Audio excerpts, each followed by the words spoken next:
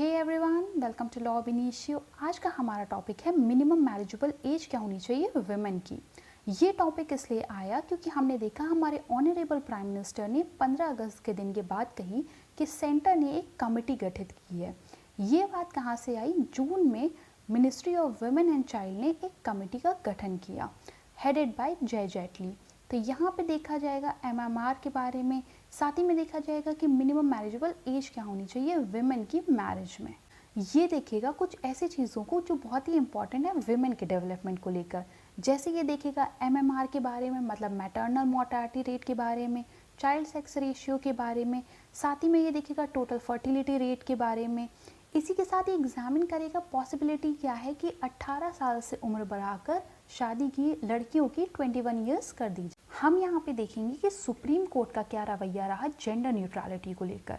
Recent bye में हमने देखा दो इम्पॉर्टेंट जजमेंट आए, एक था एडल्ट्री पे और दूसरा था डीक्रिमिनलाइजेशन ऑफ होमोसेक्सुअलिटी। तो यहाँ पे सुप्रीम कोर्ट ने जो पहला केस आया वो था NALSA versus Union of India 2014 में। यहाँ सुप्रीम कोर्ट ने कहा assumption that humans have equal value and should therefore be treated as equal as well as by equal laws।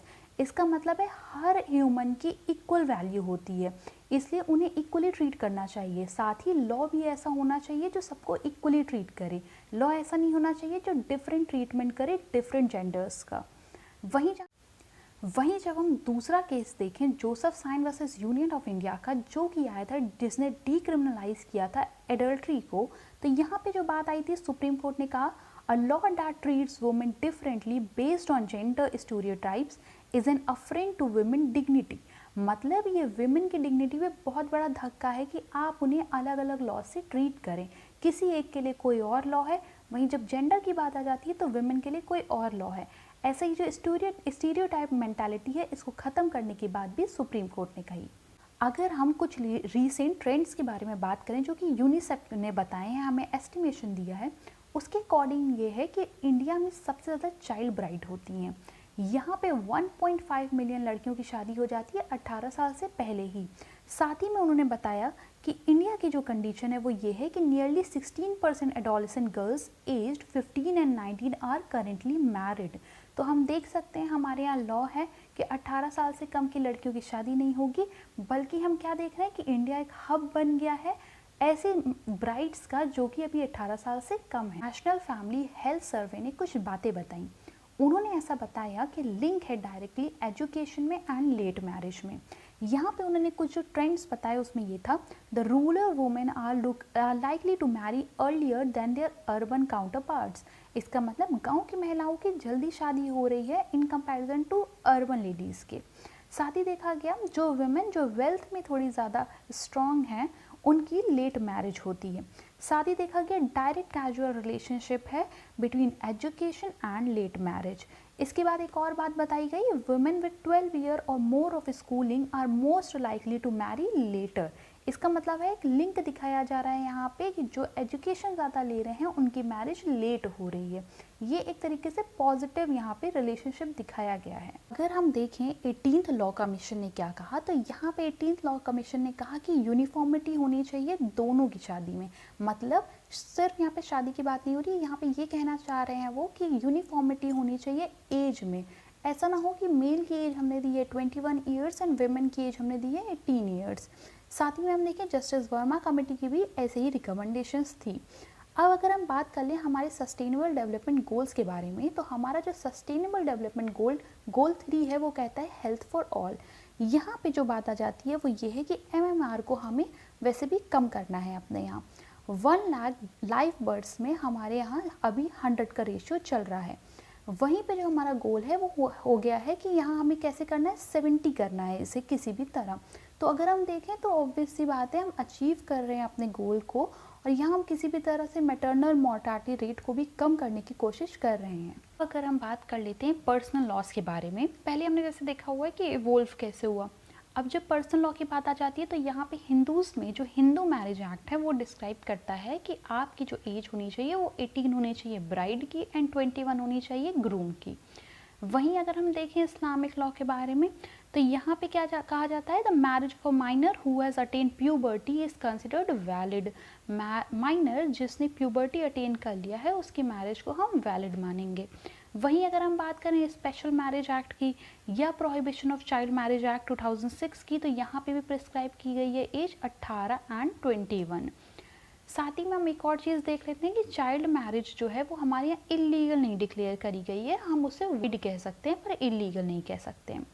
तो ये कुछ बातें थी जो कि रिलेटेड थी इसी से कि हमें मिनिमम जो मैरिजेबल एज है वो अब बढ़ा देनी चाहिए या नहीं बढ़ानी चाहिए।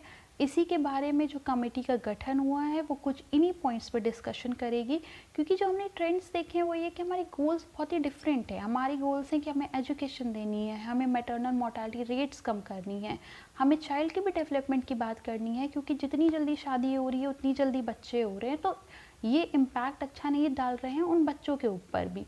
तो इन सब चीज़ों को देखते हुए इस कमेटी का जो गठन किया गया है उसका जो भी रिकमेंडेशंस आती हैं उसके बारे में हम डिस्कस करेंगे वो जब भी आती है। अगर हम बात करें कि लॉ कैसे इवोल्व हुआ हमारे यहाँ, तो हम बात कर लेते हैं एक्चुअल में। अगर आप बिगिनिंग देखें तो सबसे सही से जो इवोल्वमेंट हुआ वो 1880 के बाद से स्टार्ट हुआ। वहीं अगर हम 1860 में अपनी आईपीसी को देखें तो यहाँ पे कहा गया अगर आप किसी 10 वर्ष से छोटी लड़की के साथ सेक्सुअल इंटरकोर्स करते हैं तो उसे क्या माना गया, रेप माना गया। ठीक है।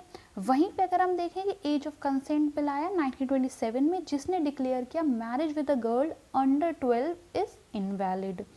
तो और इसके बाद हमने देखा कि काफ़ी शोर शराबा भी हुआ। जो पर्सनल लॉज के लोग थे उन्होंने कहा कि ब्रिटिश हमारे यहाँ इंटरफेयर कर रहे हैं, हमारे लॉज में क्यों आप इंटरफेयर कर रहे हैं, ये तो एक पर्सनल लॉ की बात आ जाती है।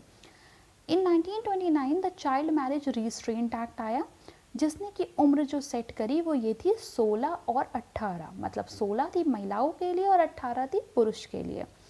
इसका भी अमेंडमेंट हुआ। वैसे पहले देख लेते हैं कि इसे प्रॉपरली इसे कहा गया कि ये एक शादा एक्ट है, मतलब लोग इसको शादा एक्ट के नाम से जाने। यहाँ पे बात ऐसी क्या आई, इसको भी अमेंड किया गया 1978 में, और वहाँ पे प्रिस्क्राइब कर दिया गया 18 और 21 वर्ष। मतलब जो 1978 में हमारे यहाँ अमेंडमेंट हुआ था शारदा एक्ट का, उसमें बताया गया कि 18 हो गई अब एज किसकी, फीमेल की, और 21 हो गई मेल की। अब हम देख लेते हैं कि रीजंस क्या है फॉर री looking this minimum age criteria. तो यहाँ पे जो पहली बात आ जाती है वो ये आ जाती है कि जो मिनिमम एज हमने बताई है इंडियन मेजॉरिटी एक्ट में, उसमें हमने बता रखी है 18 साल। मतलब वहाँ पे हमने कोई डिस्क्रिमिनेशन नहीं किया। इंडियन मेजॉरिटी एक्ट में हमने बता रखा है 18 साल होती है मेजॉरिटी की उम्र।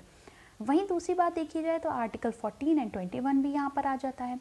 तीसरी जो सबसे इम्पॉर्टेंट बात देखी जाए, स्टीरियोटाइप थिंकिंग जो हमारे यहाँ की है कि जो मैरिज में जो विमेन होनी चाहिए वो मेल से छोटी होनी चाहिए, इस थिंकिंग को भी ख़त्म करना है।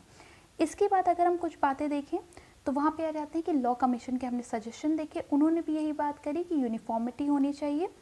International treaty committee on the elimination of discrimination against women ने भी ये चीज़ कही कि किसी भी तरह की जो भी डिस्क्रिमिनेशन है उसे ख़त्म करना चाहिए, अगर वो एज के बेसिस पे है या वो जेंडर के बेसिस पे अगर बनाया गया है तो उससे ख़त्म करने की पूरी तरीके से ज़रूरत है।